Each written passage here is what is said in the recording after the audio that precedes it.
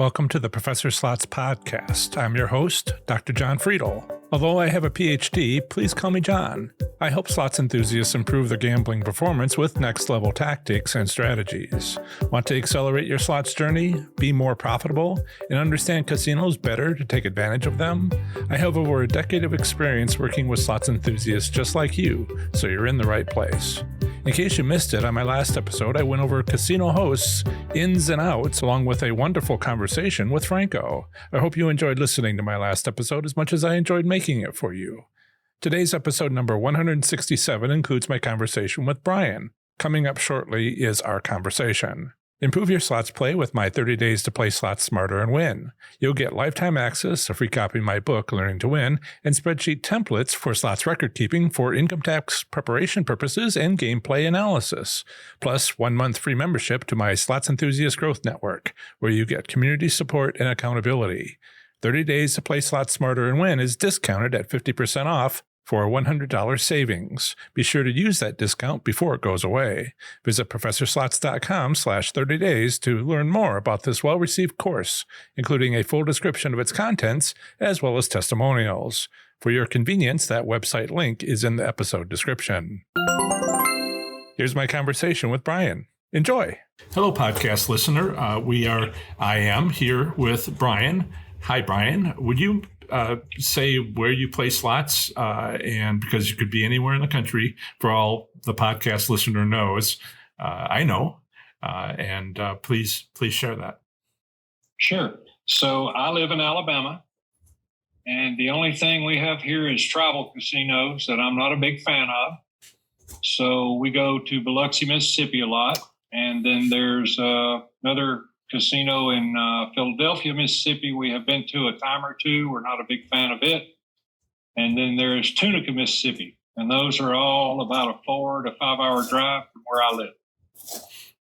Thank you. I understand that Alabama has tribal casinos, but they also don't have slot machines. They have bingo machines. So while they look very similar, it's a completely different game. So go ahead. So I've been playing slots for a long time, and I kind of see the amount of control that the tribal type casinos have over the game itself. And we've been 4 or 5 times, and the first time I ever went to one was last year. Oh. And actually, that was because I heard you talking about it so much, and I thought, well, I might as well go and give it a chance. Oh no! I didn't destroy your life, did I? No. I do a good job of that all by myself, John. Okay, I won't take credit. So we like to go to the casino. We enjoy going. And I like the Class 3 casinos. I think the numbers are, much, much better. The tribal casinos, I think that they can, on pretty much an immediate whim, change those odds or they shift them around. I mean, I think their compact says something like it's an 80-20 type of thing. But, it's like if you win the lottery, but 3 million other people won it at the same time, you don't win anything. I saw that in a movie sometime. Yeah. So that's what that reminds me of. And I've been there when I saw that. And I've also been there when I got a couple of hand pays. But it's kind of seems to me that it's not very random. It's just when it's your turn, you get to win a little more than the next guy. And I never saw any big payouts. So the biggest payout I ever got, and this was on a $50 a bet machine, I got $5,000. That's the most I ever got. Plenty of people would be so happy. Congratulations on your hand pays. Well, now I will say this, they didn't cut any taxes, which I was surprised. I didn't know that we didn't do that here. Well, so they just gave me a 1099 and the full or W2G in the full amount? Well, federal is optional. And Yes. and then the state, if they don't want to take it out, Nevada doesn't. Although Nevada does apparently have a fee for them, and so go careful. I tried to be careful the first year I got W2Gs, just because I was like, I don't know what's going to happen. I have never done that before. And then the second year I just went all out because I knew. Yeah. So,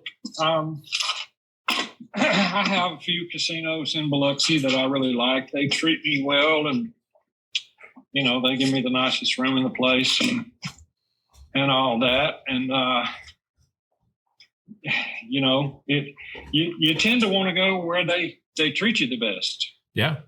And of course, there's some caveats to everything. So let me just put that in there. If you can't ever win, I don't care how good they treat you.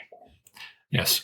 So I know you want to ask me how knowing you has changed anything for me. Yes.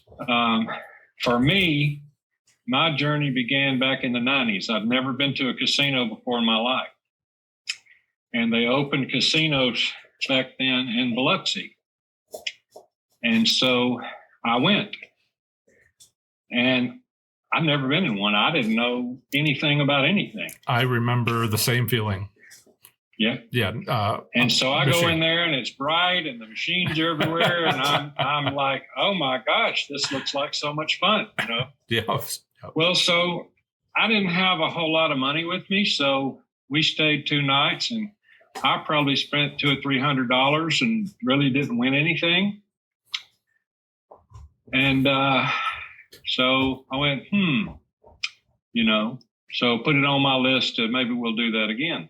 I must say, of the options available of going and not winning versus going and winning big, you probably had the luckier approach. I like people to win the second visit, not the first visit, because then they're just like, what? This is hard? Yeah, yeah. So the following summer, my girlfriend at the time, she was willing to do, go anywhere, do any kind of thing kind of gal. And so I had started looking into going to Las Vegas. I thought, well, if you want to go see gambling, Las Vegas is the place. So off I went. And I think I carried $2,000 with me. And in the 2 days I was there, I lost every bit of it, never won anything. And it was that sick feeling. Yes. So the second half of the second day, I'm a bit of a nerd, geeky kind of type. And I started looking for gambling stores or books. Is what, because this was kind of pre-internet and all that. What year? This was probably 1996 or 7. And the internet wasn't a big thing at that point. I remember. It was emerging, but so I found a store, and I don't remember the name of it, but they had all kinds of books. And my friends and I, when I was younger, we would get together occasionally and we'd play blackjack and poker. So I bought some blackjack books and I bought some slot machine books. I was walking through the airport literally with 8 or 9 books under my arm because I was determined. I said, yeah, there's got to be some magic to this, because if everybody lost like I did, they'd never come back. And that's kind of what started the journey. And as I read the books and learned all about the slot machines, and I don't know how much that compares to them today. I think they probably have more spots on the wheels today than they did then, according to the books. According to the books now. If you are asking a question, I can tell you, but I want for you to talk and not so much me. Yeah. So a few months go by, and I read all these books. And the best book out of all of them, as far as, I thought that fit my scenario the best, was a book called Guerrilla Gambling. Okay. And at the time, I was in a business that dealt with chemicals. And, we would have to go to this training, every year for CEUs to continue your license. I believe Las Vegas is a convention center. It is. So they always preached this formula of risk times exposure, limit your exposure, which limits your risk, right? Makes perfect sense to me. Yeah. So this guy in this book was speaking my language at the time, saying, limit your risk. So I planned another trip, and I went out there, and I carried, I don't remember, $3,000 or $4,000, and I was determined that I was going to win something and be very disciplined. And I didn't really know what I was doing at the time, but he talked a lot about the window of opportunity. Your odds are better if you go strike and then watch and observe. Sure. Strike, watch and observe. Slow the progression of it down. And so that's when I started people watching. And right off the bat, I noticed that most people at one point, pretty quick, when they sat down in a machine, got ahead a little. And every one of them sat there and put it all back in, reached into their pocket or purse and put more money in it. That's my most popular video. Yep. And I went, there's the magic right there. Yep. So a lot of the things that you're talking about for me, and I could go into all this great detail about my personal journey, and I'll be glad to hit some highlights, because I've done quite some things that even surprised me today. Honestly, you have a look in your eye. The podcast listener can't see your face, but you got a look in your eye. So when it occurred to me that, I see. So this is a discipline. Then I decided, hey, blackjack is probably, the blackjack books preach, blackjack's the only way to go. That and craps, right? Yeah, mid-90s. It would be a shame to miss that in the mid-90s. Yeah. So back then, we didn't have, what we have, Windows 95? Or 98 might have come out. So I bought a, blackjack simulator program. Yep. Where I could change, all kinds of things and play so many hands and see the results. Practice software. I mean, over and over and over and over and over again. I still go to the casino and lose sometimes, but I cut the odds down to where I never lost very much, because Mr. Guerrilla Gambler told me discipline, right? So here's what I would do. I would go and I'd play $5 or $10 blackjack. And if I could win $50 or $100, I'd go play slots. Their money, right? Well, it's your money. It became your money. Yeah. So I'm thinking, okay, well, maybe I'll get lucky. I'm still in the I'm just going to get lucky phase of slot play, right? Yep. Because I'm reading all these books, and there's one guy that preached only play for your money once, and do this and don't do that, and cut it into sessions and divide out your money into sessions. I mean, it's all over the place. Nobody had a concise method to limit your exposure. that bugged me for a long time. So I would go to the casino. I would play blackjack. I'd win some money 8 out of 10 times. I would go play slots. And eventually I started playing bigger slots. And then I went back to Las Vegas. And I did pretty well in business. So the next time I went, I think I took $5,000.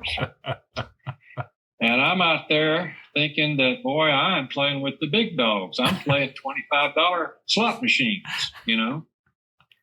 And out of the blue on the first night, I won 50 grand. How did that feel? I couldn't believe it. It was just like, this does really happen, you know.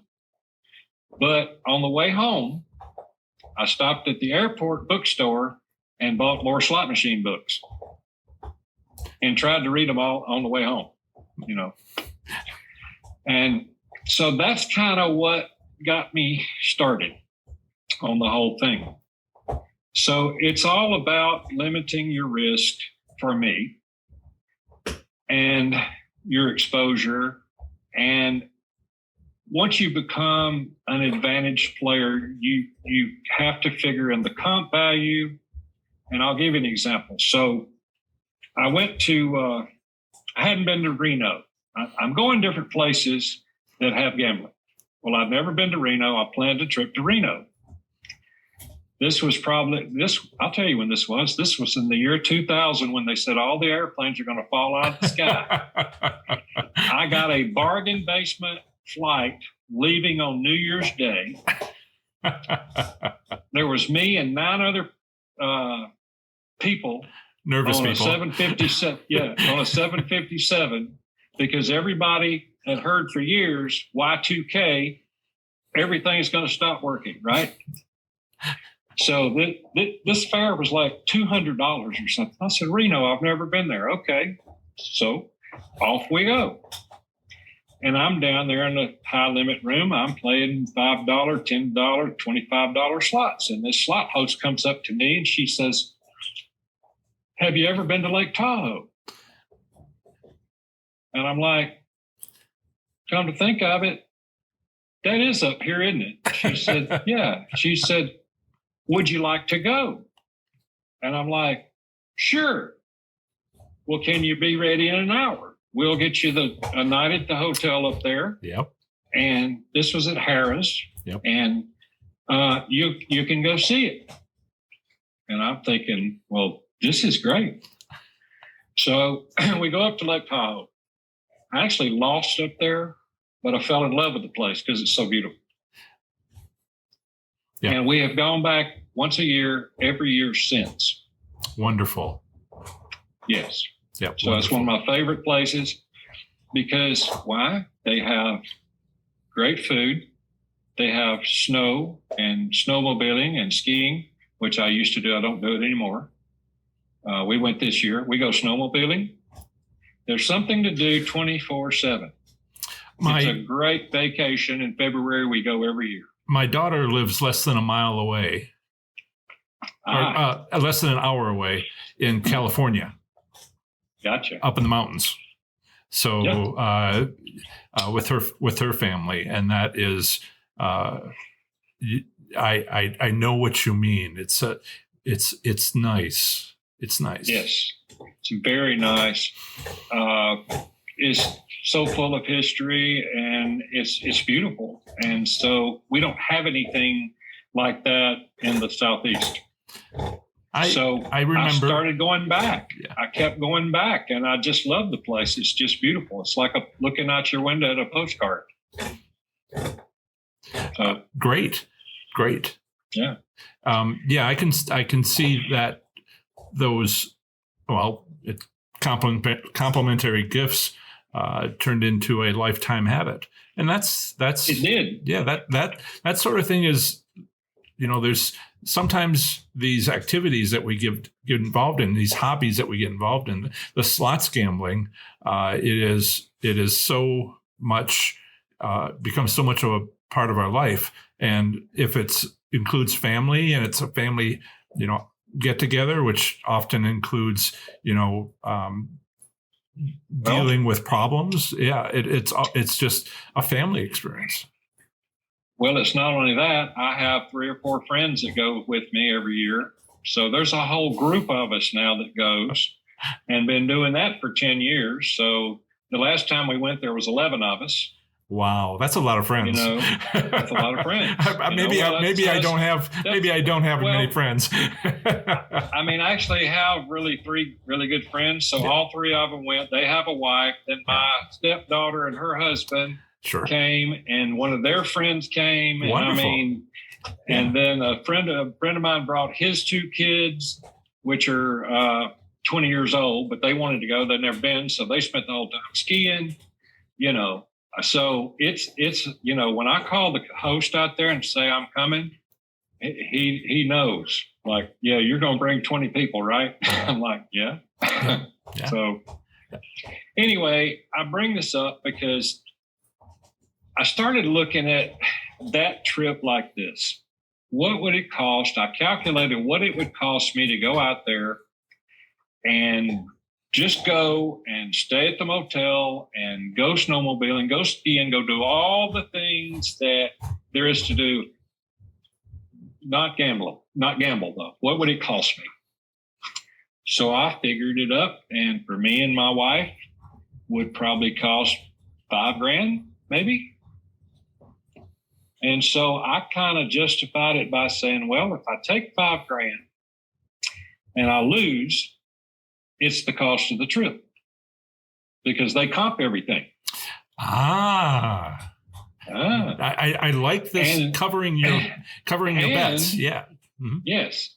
And you know what? Every now and then I'm going to win. The odds are that every now and then you're going to come home a winner. So that up there is kind of been,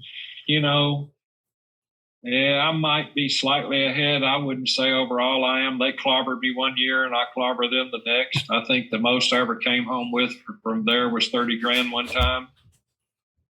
This past February, I think I left them about $4. The year before that, I think I won 10, came home with 10, Mm-hmm. So if you go back 20 years, am I ahead? Probably not. In comps, I'm way ahead. And it's a trip I want to do. I like that your comps are something that you want. I worry about people who get focused on comps, and I'm like, is it anything you want? And they're like, no, and that's kind of like a waste. Yeah. Well, and so the comp thing, and I'm reading more books all the time. And, some of them preach that, hey, comps are part of it if you're going to be a slots player. Well, I agree with them 100%. It's got to be part of it. I mean, if you're just going to hang out for the afternoon and get a free meal, that's not the day that you need to bring $20,000 and go in there and blow it. Go with that when you have something to gain, like they're giving away a Mercedes or something, I only agree with you up to a point. If people don't value the comps, if they have a home there and they have a place to stay, and they're currently on a diet, it's just like, and they've got plenty of bread makers already, Sure. Yeah. And it's some people don't go for the comps. Now, free slot play is can be helpful to make money, but all the other stuff, the annual cruise to someplace hot. Well, I don't like hot, Yeah. So I'm not a cruise person, right? And I've heard that the cruise ships, casinos on cruise ships are not that great. I can confirm that. Okay. Well, I'm going to take your word for it because everybody else says the same thing. So it's got to be right. So I've never wanted to go be held captive on the ship. I was in the Navy when I was younger, and I had enough of that then. Floating hotel. I mean, not in the Navy. Fine if I never see another one. Yeah, not in the Navy. I don't mean that. I mean on a cruise ship, it was a floating hotel, and I remember being at sea, going up from Seattle to Alaska, and there was one whole day at sea, and you could tell the crew was working hard to entertain people, but it was just like, you guys going to get a break after we get to land? I hope so. You're about keeling over. So just a little bit more about me. I was on nuclear submarines. I was an electronics technician / sonar technician on nuclear submarines. I have a friend who was also, and he works for Electric Boat, or retired from there very recently, under the polar ice cap. And I took a class with him, so we had a chance to hear his stories. It's an amazing job. Without going into all that, I don't. If they're giving away a free cruise, I don't go. Completely understandable. Completely understandable. Yeah. So, what I started noticing probably maybe 10 years ago, there was this thing that came along called free play. Well, at first I was like, boy, this is just a gift, and it wasn't very much. And I learned that you could kind of work your host a little bit and go, well, kind of free play you got for me, and if they think you're a big enough fish, they might give you something fairly substantial. So I tend to go when Harrah's, I had a long kind of love-hate relationship with them, and they were given free play. For instance, I would go to Tahoe on my yearly trip, and I remember one time getting a letter in the mail from them. If you come on such and such weekend, we're going to give you a $3,000 comp chip, which you can cash in for free slot play or table play, just for showing up. And I went, well, I can't not go. Exactly what they hope for. Exactly what they hope for. So, I mean, anytime you get free play, it's like doubling your odds, maybe. How do you mean? Well, I mean, so it doesn't help you on your casino points because they don't count free play. But let's say I'm playing a $100 machine and I'm going to put $100 in there every hour. Well, if it only costs me $100 to play it twice, which would be $200, then it's probably not double odds, but I would say it increases my odds somewhat. Yeah, you're spending less money for more bets. Okay. More bets. Okay. I see. I wouldn't go as far to say as it doubles your odds. It's probably a smaller number than even what I tend to think it is. Well, if you go to the casino, maybe when you go to the casino, when you go to the casino with $200 and you get free play of $200, then that starts to be significant amount of money. It's half the money that you get at the casino. Right. And so that makes a substantial difference. But when you take $2,000 and they give you $200, then it's much smaller. I'll call it an advantage. But there was one thing that you said where you talked to your host. So many of them have switched to go ask the kiosk. Yes. And because the hosts were like, I mean, nothing good could happen for the casino. If they didn't give it out, then there was a bad, experience for the patron. Even if they got what they were told they would get and nothing extra, that would be a bad experience because the host did not provide. But you can't have the same argument with the kiosk. And True. so they got kiosk. They can't be influenced by sad eyes or whatever. Yeah. So, I started getting a lot of free play, and I guess that means that I was risking a lot of money. That's generally what they see. Yeah. And then I learned that it's not about how much money it is. It's about how many bets per hour and all these metrics that the casinos use to determine your level of play. They can calculate what your win-loss is going to be looking down the road. And they go, well, based on this, we're going to up his, comp level or whatever they're going to do. Lately, they won't even tell you. Well, did you stay at the hotel? There's just too many factors. Yes. And they've been very clear about not being clear lately. Yes, they have. So it's all about metrics. So in the 90s and early 2000s, it wasn't so much about that, because they didn't have all these calculations for all this stuff. I think they just looked at a report and they went, well, this guy plays, pretty consistent.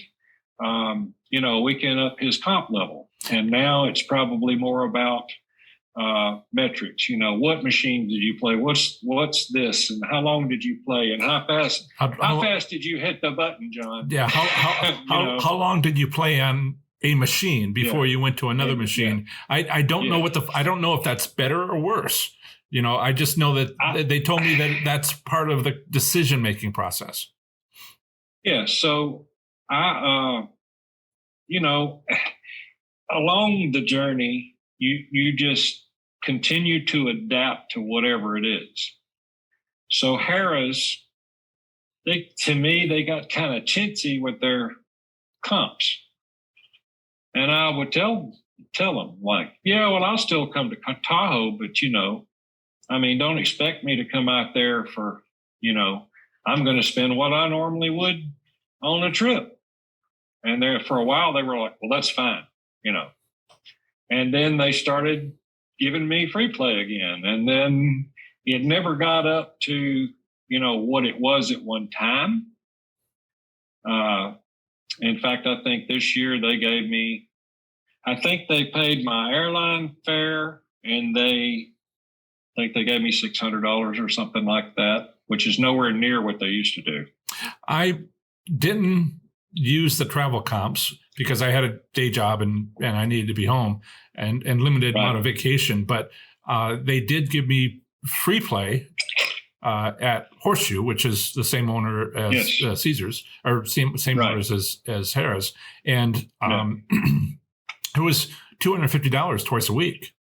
And, and I would go and spend that. And, I told people it was like going to an ATM machine and making a withdrawal, but I was never sure how much I was going to get.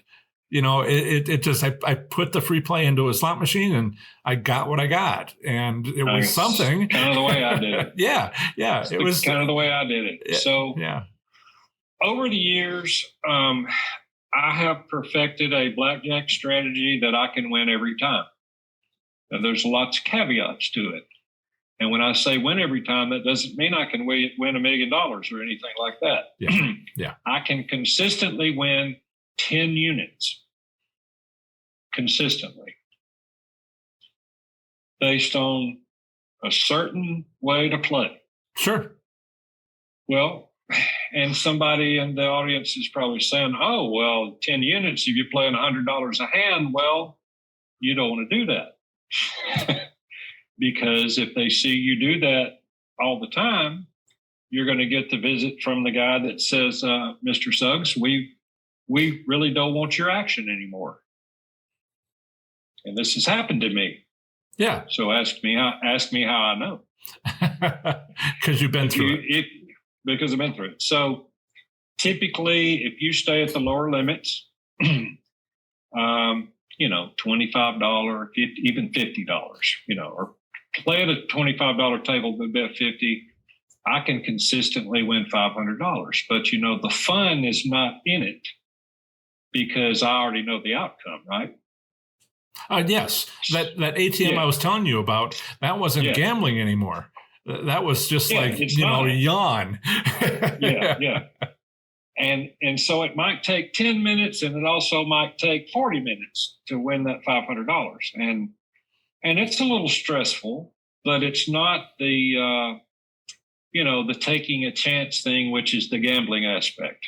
So do I do it every now and then? I go just to prove to myself that my theory works. Yep. And it does consistently. Is it fun? No, it's not. and that's part of what I'm trying to be careful about with slots is to teach people how to use slots, but keep the fun in it. And when I taught physics, I was trying to do the same. Here's something that will help you if you're an engineer or another science major because you had to take physics. But, isn't this interesting? And now you know why there's a blood moon because it's from the moon looking at the sun, at the earth with the sun behind it. It's 360 degrees sunsets. And that's and there's a little dot in the middle of the moon called a Poisson spot, and they're like, what? And I'm like, no, listen. It's a diffraction in the atmosphere, and using these big words. And I'm like, just, now you know what that is. And it's you, I wanted to say that, but I also wanted you to hear the excitement in my voice. Yes. And that's part of what I try to teach. Well, so I'm trying to get to where, you come into the picture. I met you about a year ago. So I'm going along all this. I've got this blackjack thing, and I'm thinking, gosh, I could write a book, right? Yeah. No, I don't want to do that. If I teach everybody, then the casino is just going to change the rules, right? It might take 20 years. And book sales have to be where they need to be. Right. There's a couple, as you say, a couple of caveats. Yes, there is. But so here's the thing, cards are kind of a finite thing based on the number of decks. I mean, you can find the finite point in it. Anybody can have an unlucky day, and it might take me longer to win my 10 units, but eventually I'm going to win the 10 units, Yeah. But you have to have extreme discipline. So the point of all this is that I'm probably a lot like you, and that is that I can't ever do anything halfway and I turn it into a job. And I have to be an expert. Yeah, but it's also kind of like it's fun. For me, it's it is fun. Yeah. The learning part is fun, for me, the conquering of it. So 20 years ago, I decided I wanted to learn how to fly. It was on my list. And I couldn't stop at just getting my private pilot's license. So now I am a private, commercial, multi-engine, CFI instrument rated flight instructor. I mean, this is equivalent to a college degree. I can appreciate that.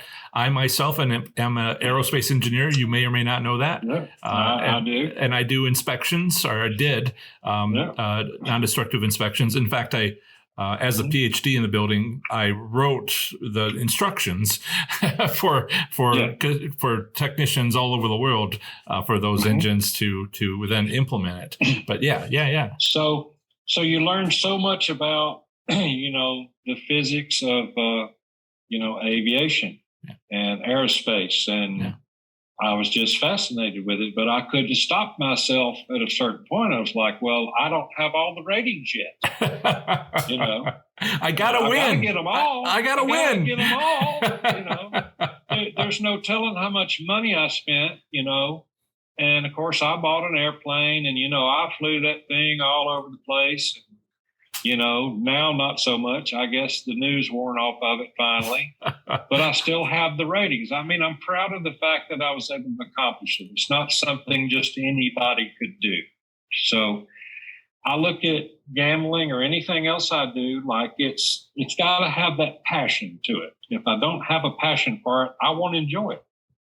I appreciate that. So all these things that I learned along the way, when I found you, and I remember one of the first times I watched a video with you, you talked about winning a car. Well, I won a car in 2018. Oh, congratulations. Yeah. And I didn't keep it either. I sold it and bought a different car that I wanted. What did I just say like 2 days ago? I'm not a Mercedes kind of guy. I'm a Jeep Wrangler kind of guy. Yeah. Well, I have,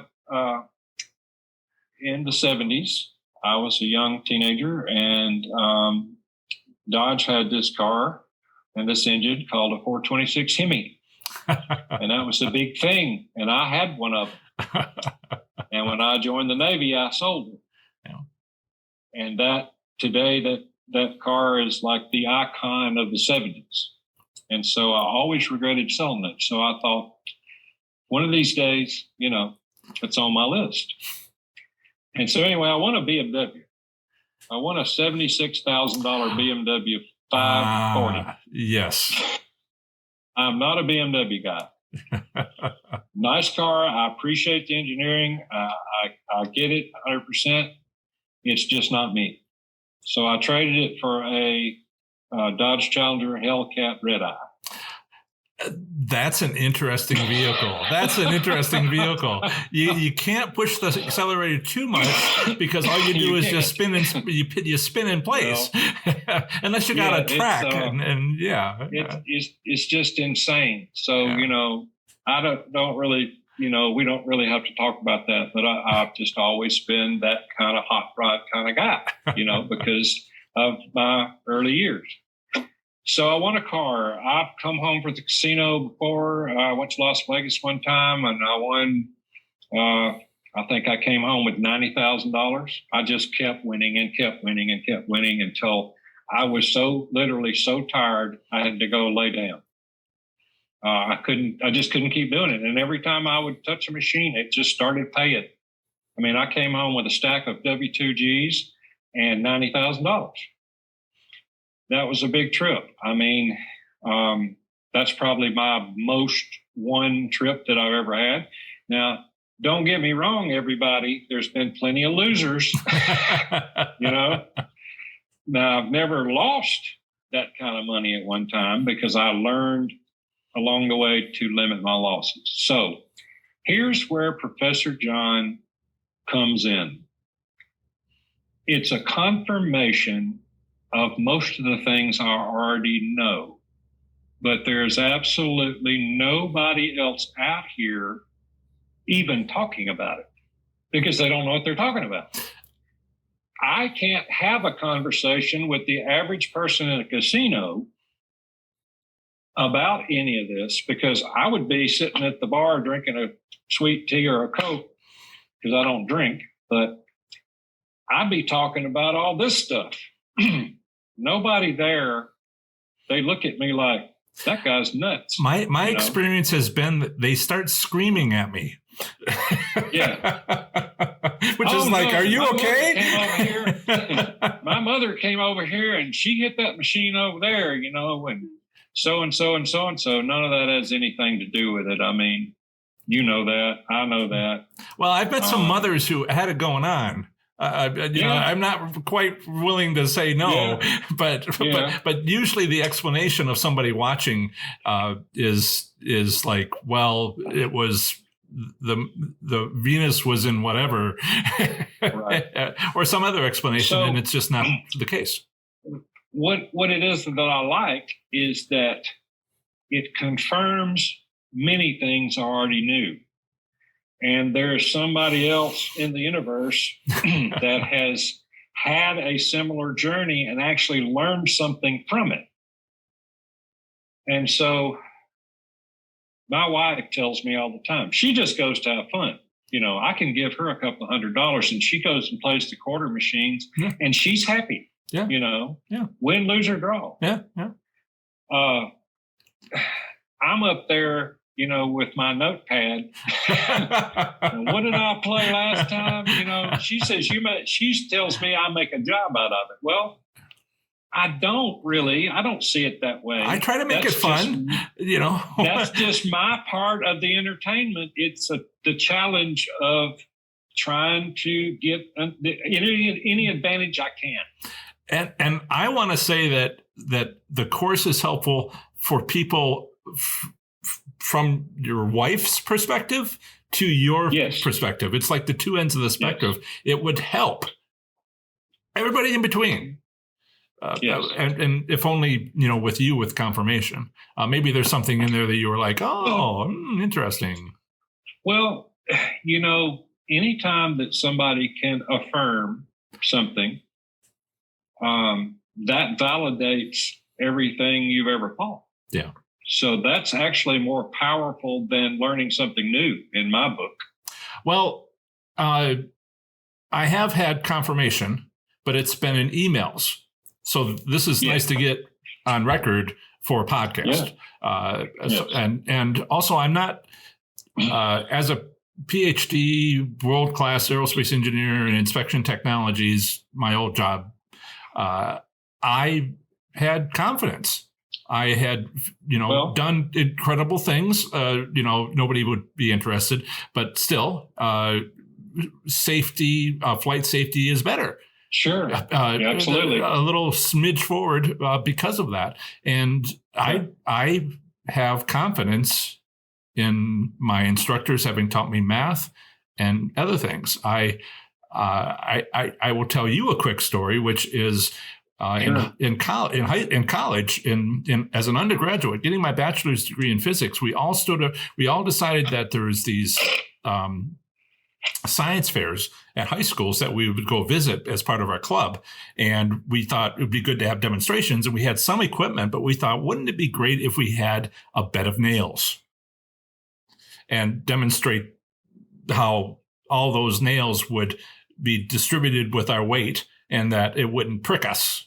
Any one of them. And so we made a bed of nails, and we were looking at it, and we were like, we should make double the number of nails. And then we're like, okay. And did we file down each nail?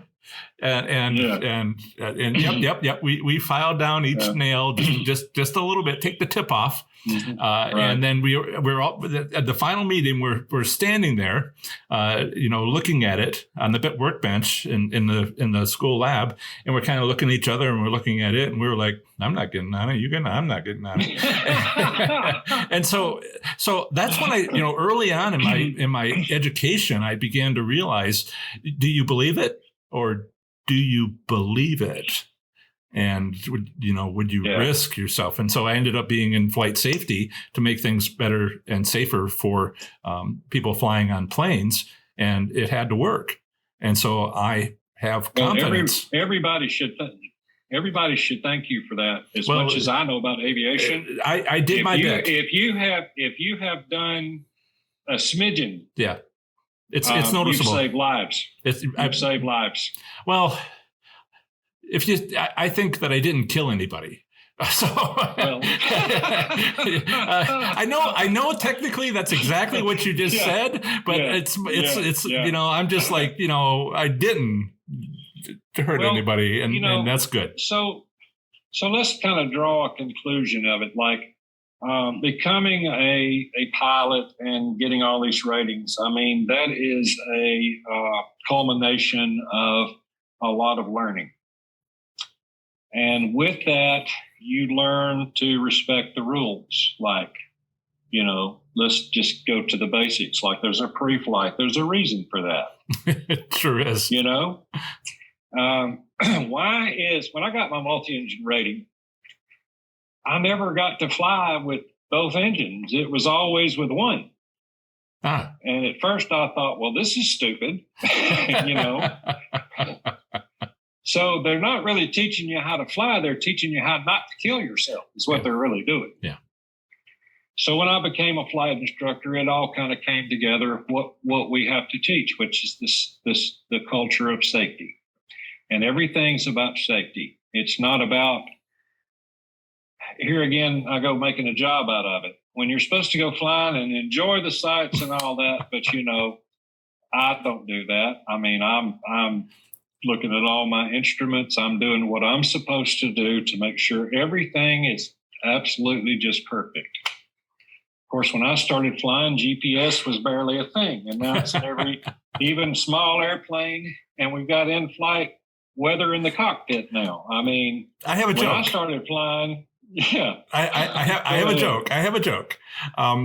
Because I could see my layoff coming, for years, I started looking for a job. And one of the jobs, I won't say the name, but I made a joke when I was having my interview with the different engineers and scientists that they wanted me to join, or that's what the job situation was. And long story short, my student actually got the position. Rather, he got the job offer, but he didn't take it. So that's a different joke. But I used GPS to find the place the morning of the interview. Yeah. I used GPS to find the place that invented GPS. for space missiles in the military, well before it was commercially available. So I thought it was funny. Maybe if I got a bigger laugh, I would have gotten the job. Yeah. Well, I mean, we had Loran. But coming from nuclear submarines, I mean, we had a plotter.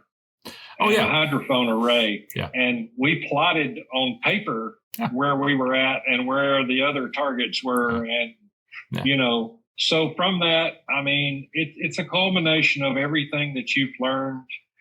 Now it's in a little box this big, and it's within, I don't know, 10 feet accuracy. Well, pretty good. Yeah. Yeah. It's my PhD is in ultrasound, sound waves. And did you want to know how many inches that is? And what the limit is and all that. But yes, that is. Yeah, as a young man, we studied, sound properties and sound in water. I mean, at the time I was 18 years old. I was more interested in going to the bar and having a beer, Well, as well you should, if you're going to spend that much time underwater. Sure. So, I just, but later on, all that stuff applied, especially the electronics part, because that is what changed everything in the 90s, and I won't even go into all that. But so back to I was there. Slots. I was there. Yeah.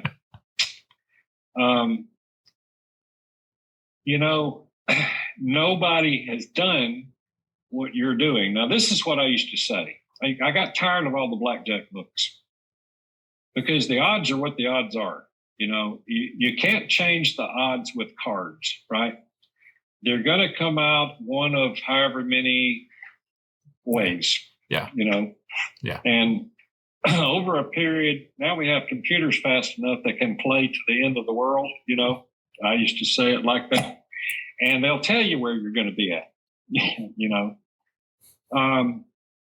So it's all about doing whatever you can to increase your odds, whether that's with free play, whether that's with comps, whether that's with limiting your exposure, whether that's all the things that you teach. You teach some of them in a little different way than I arrived at it, but it means the same thing. And nobody else has done this with slot machines. So I used to say this about the blackjack book writers. If they're so darn good at blackjack, why do they need to write a book?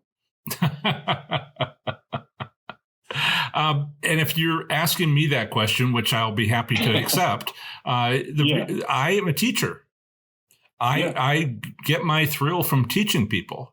And if you and I wrote it in my book years ago. I finished the book in 2015, and I think I kept on editing, and I used far too many commas and didn't know the difference between which and that. And my writing has gotten so much better. But no, seriously, it was just like, take out all your commas and you'll be better off and more accurate. But when go ahead. Let's change it around a little bit. So all these people on the internet that, have the secret to the stock market. Yeah. How many emails do you get? Hey, join us. We have the plan. You're going to be a millionaire, right? I didn't get on those lists, and I'm very fortunate. What I get on is, you have a website. Let me it's. I mean, while we were talking, it came in. Yeah, we can do SEO. Yeah. And we can get you seen everywhere. Yeah, podcast listener, SEO is search engine optimization, and it's just So that's kind of my sarcasm coming out. That, well, if you're so great at it, why do you need to sell your secrets? If you were really that good at it, you'd give me a taste and let me see if it's really true. And then if it's true, I might sign up, actually. But none of them do that. Right. And most of them use it as a way to advertise a host of other things that you don't want. Yes, this is a business plan approach, which is very common. I had an engineering professor who talked to me early days of, he said, I was thinking of writing a book, but I didn't want to write a book where there was just, it'd been written so many times. What's the point? Sure. Which is your point. Why would you write a how to win at blackjack when there was just that many of them? Yeah. And where was the teaching aspect of it? But I had a conversation with a fellow individual who worked for NASA, and we were talking about this, and he's since retired. And I told him what I was doing at the casino, and he came up to me and he said, "You should write a book." No, he said, "You should. Did you read all the books?" And I there aren't any. And then the next morning he rushed up to my desk and he said, "You should write a book." And I'm like, I know. and so to this day, he's like, I gave you the idea. And I'm like, no, I dreamt about it that night, the night before. So. Well, I just, I'm glad you're here. I've tried not to be too pushy with you. I remember you. You have sent me quite not a lot of emails, but you've sent me some awesome emails. And the confidence in my early days, was kind of like just trying this, and you helped build that up. Thank you.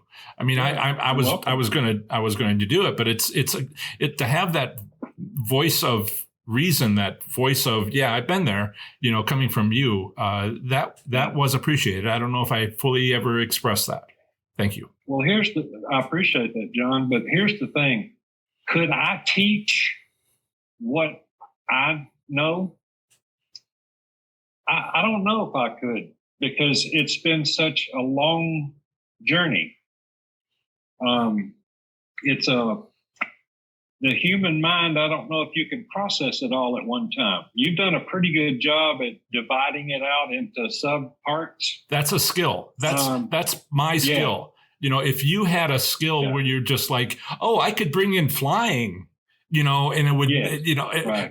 I had something which I could pull in teaching. Well, and it's like my blackjack thing. So I'm a procedure kind of guy. Yeah. I learned how something works. I'm going to do it that way every time for the rest of my life because it's a winner every time. Yeah. Yeah. Could I make a procedure for slots? Well, I could for one casino, and then if you go to the next one, it's all going to change. Yes. It might yes. be. It might be winning number 7 instead of 5 or whatever. Yes, I write articles on what works at a casino. What combination of what few of my many strategies, many is if 10's many. What few of them work at that casino, and I think it is actually many, but I write it all down. But I can't go to every casino. Yeah, go ahead. No, it depends on what you're comparing it to. I mean, nobody else is doing what you're doing because, well, let's just be honest, they don't really know what they're doing. They just have experiences and they're trying to draw a conclusion, but they don't have any facts to back it up. But you kind of do. There are some things that actually work. I'm hesitant to call them out. I mean, I was taught not to be arrogant, and not to be. There's a term called intellectual bully. Where I don't say, "Do you have 8 college degrees?" I mean, I'm saying it now, and and database decision making is that. And I most, if not all, of the YouTube slots channels are entertainment. Their business plan isn't to educate you. And no. It's something that only the business people think about. People are like, the difference between watching somebody play and making money, except they edit out where they lose money and so it looks like they won money, is one thing, where one of these channels can put in $100 and if they don't win, they don't use it. And so each time they put in $100, they say, I just walked up to this machine. And so they're creating an illusion and not naming names, but it's annoying to me. But I've seen all those. Yeah. And for a minute, it's kind of like, well, the only reason it caught my eyes because, when I started playing slots, they were all 3 real, machines. And now you have Lightning Link and Dragon Cash and all that stuff. And the bonus rounds seem to be the thing that attracts people to them. And that's a big thing lately. That's, as you said, things change. And this is one of the things that has changed, and it will change again. Because I see them getting in trouble with those lately. So here's the thing, John. You made a statement that you don't want to be an intellectual bully. And you know what? You don't have to be when you're right. I know. I only said that. I only said that because I think I'm doing it wrong. I don't say enough what people get with me, which is not achievable by most anybody. I mean, you, me, people that are the podcast listeners, a few of them, and I early days, I was trying to say, have you ever, you can figure out how calculus works without being taught. It's happened many, many times. Sure. Eventually. I mean, if you look at, have a job where you are looking at things and you can figure out the math, but most people learn from a teacher. Yes. And that's easy. The first one's hard. The second one's easy. Yeah. And so, I'm happy to put the time in, lay out the rules. That's an interesting thing you bring up because becoming any kind of an expert, and I'm not even saying I am, I've been fairly successful. That doesn't mean that overall I've won anything. How very humble. It means it means I've had a good time. Yeah. It means I've had some thrills. Yes. And I've also had some dips that I wasn't very happy with. Yeah. But that's all part of it. You have to learn to take it in stride. If you can't do that, then you're not going to be happy being a gambler. So I take up a lot of time with it. I go once to twice a month. It varies how I feel about how much I'm willing to risk.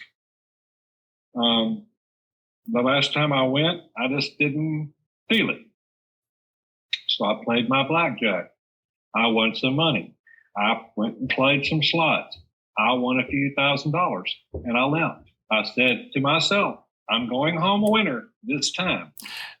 Now, fully knowing that 2 weeks from now or 3 weeks from now, I'm going to go back. This is only going to be a winner as long as you don't go back, I guess. Well,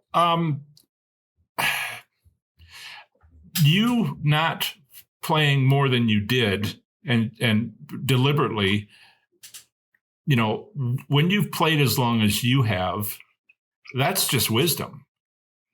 And it's not because you have to develop that. Yeah.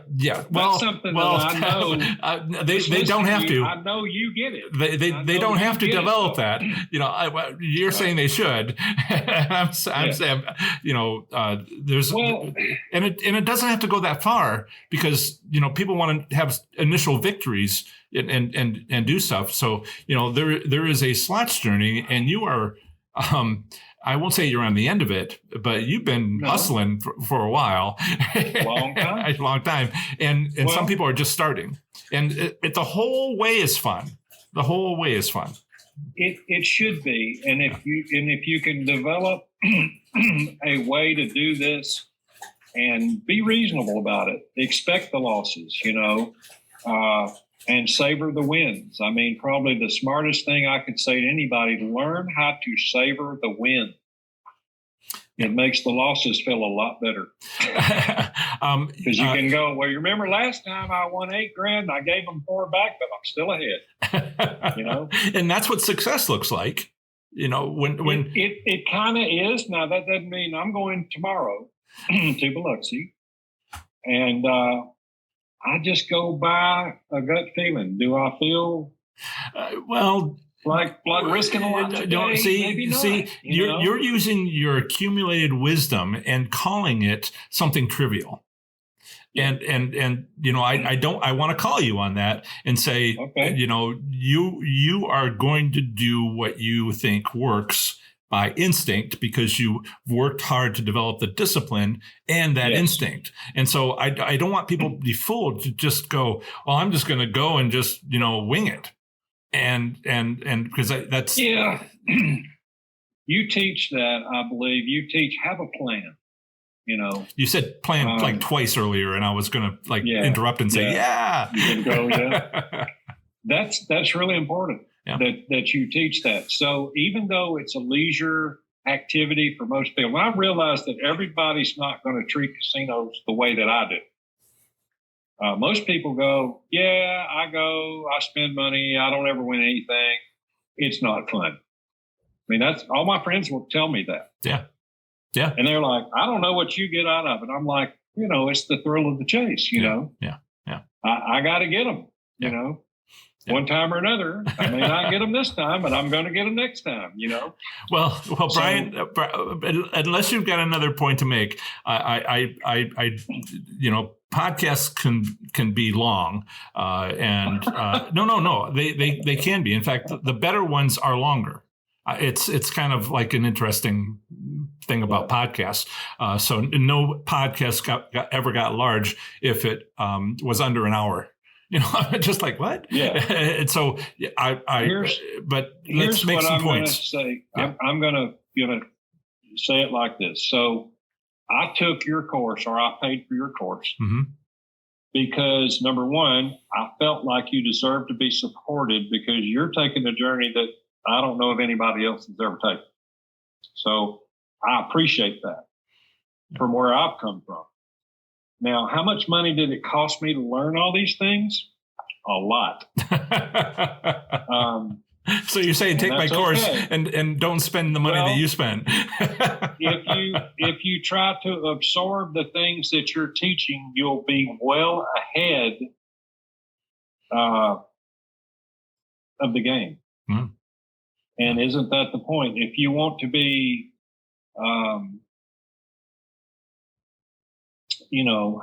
if you want to be serious about it at all, then learn this stuff. It's not going to hurt. It will help you. And whatever your level of play is, stick with that. Don't overreach. I mean, there's times that I've, thrown caution to the wind and went too far. And then I have to punish myself for the next month. And then I have to go back to the basics. Remember how you learned this, Brian? It was really expensive. The slot and streaming. you just did it again. What's wrong with you? So accolades for what you're doing. Thank you. Nobody else is doing it. And there is a high level of truth to what you're putting out.